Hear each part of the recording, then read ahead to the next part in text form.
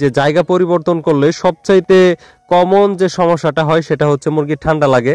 এই যে একটা দেখতে পারতেছেন, এটা কিন্তু হাদাইতেছে, প্লাস হচ্ছে এটার গড়গড় আওয়াজটা আসতেছে। তো যাই হোক, তো কিছু ঠান্ডা আছে আপনার মানে তাৎক্ষণিক ক্ষতি করে, যেরকম মনে করেন যে ক্ষতির মধ্যে পড়ে আগে 2-1 দিন ঠান্ডা লাগার পরে পরবর্তীতে মানে শ্বাস প্রশ্বাস নিতে না পেরে হঠাৎ করে মারা যায়।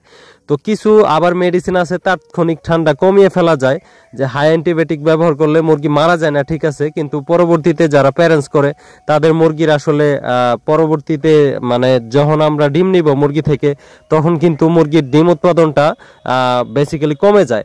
তো আসলে যারা প্যারেন্টস মুরগি করে তাদের জন্য সবচাইতে ভালো মেডিসিনটা কি বা কি হতে পারে এই বিষয়টা আজকে আমি আপনাদের সাথে শেয়ার করব। তো ঠান্ডা রোগের আসলে অনেক ঔষধ আছে। ঠান্ডা রোগের যদি দামের দিক দিয়ে বলি, 200 টাকা থেকে শুরু করে 2-3 হাজার টাকা মূল্যের ঔষধ আছে। তো এটা আসলে মাত্রা ভেদে এক এক ঔষধ এক এক মানে কাজে লাগে।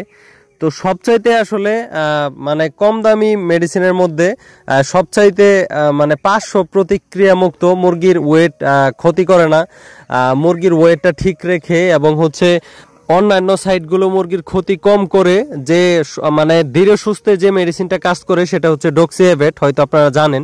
আর আমার মুরগিগুলো আসলে অতিরিক্ত হাদানোর কারণ বলি, যেহেতু আমি এই ঘরের মধ্যে মোটামুটি আগে কখনোই এরভাবে বড় মুরগি পালি নাই, সবসময় হচ্ছে ছোট বাচ্চাগুলো ব্রিডিং করছি।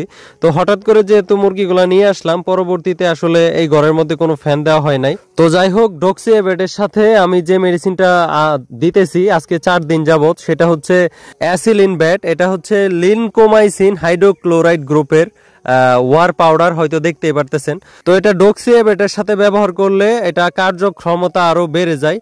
তো যাই হোক, এদিকে দেখতে পারতেছেন ডক্সিএভেট, যদিও ডক্সিএভেটটা শেষ হয়ে গেছে, আমার মুরগির পরিমাণ যেহেতু বেশি আজকে আবার আনতে হবে। তো এটা 500 প্রতিক্রিয়া মুক্ত মোটামুটি ভালো ধরনের একটা মেডিসিন।